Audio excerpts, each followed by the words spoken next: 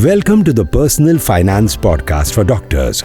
This podcast aims to simplify all aspects of personal finance and helps you make smart and informed choices about money so that you can live happier and stress-free lives. Today's episode is brought to you by Chanda Verma, who is a financial coach with the doctor practice at MFA, the only company in India having a dedicated practice for doctors. Welcome to today's episode of Personal Finance Podcast. In these podcast series, we always focus more on investor management rather than investments management. Our aim is to try and understand our investment behavior, our biases, what we can control, and what we need to learn beyond the daily news, the daily headlines that we are exposed to 24/7. So let's talk about today's story. It's about uncertainty. Uncertainty is the only certainty we have in our everyday life and in our financial life. We live it every day. Despite all the noise, chaos, headlines, and social media around us, no one really can see beyond the present moment with absolute clarity, isn't it? Predictions, no matter how confident they sound, they're often just educated guesses. As we have stepped into 2025 and we'll continue to do so many global repercussions happening around us, the temptation to look for clear answers is going to be there.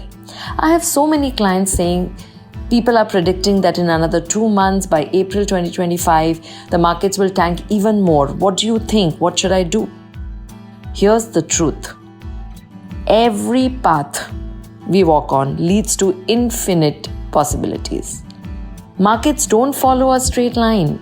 The economy doesn't behave in a predictable pattern. Life itself is a series of unexpected twists and turns. Accept this, and accepting this is the first step towards being a better investor. So no more questions that markets are going to tank in 2 months, people are predicting this, what do I think? This isn't a reason to panic. It's a reason to prepare. Instead of trying to predict the next big move, why don't we build a plan that adapts? Why don't we start focusing on our goals? Why don't we stick to our strategy? These simple principles protect us when uncertainty strikes. So what you need to do?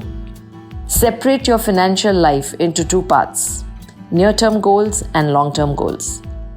For your near-term goals, your focus is always going to be on stability. It should be, not returns.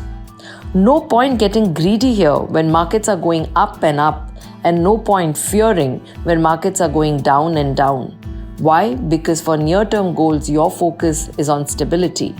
And therefore, to achieve the stability, you will need to use short-term assets like cash or liquid funds or bonds or arbitrage funds or fixed deposits.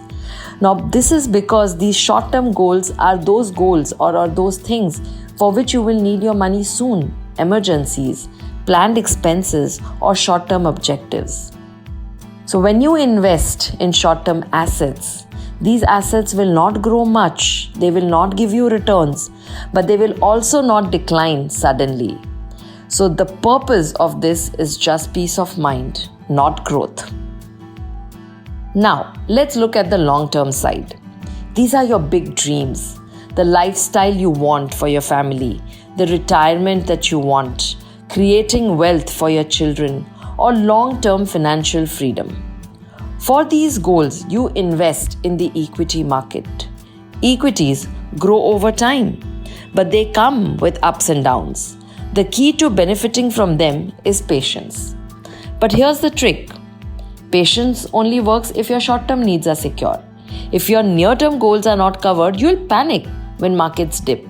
You might sell your long-term investments at the worst time.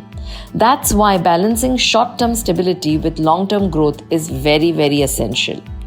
Equities are predictable in the long run. Over decades, they grow. But they are unpredictable in the short run. Without a structure which separates your goals, emotions will take over, like it is doing now with so many people that I know and you may know. This is why financial strategy matters. It aligns your investments with your goals. It creates the conditions for patience. It gives you the confidence to stay invested when others are panicking. The market rewards the patient. The patience, however, isn't passive, it's intentional. You have to create it, and you have to create it by structuring your finances wisely. Successful investors understand this. They don't waste their energy trying to control the uncontrollable. Instead, they focus on what they can influence, like staying disciplined, managing emotions, avoiding rash decisions. They know that uncertainty isn't a problem to solve. It's a price of opportunity. And history shows us this. History shows us that markets recover. Economies adapt. Progress happens. While the journey is unpredictable, the long-term trend always has been upwards. The market's short-term chaos is just noise. The real growth comes from staying the course. Trust me. As an investor, your job isn't to predict the future, it's to prepare for it. Stay calm when uncertainty dominates the headlines like it is doing right now.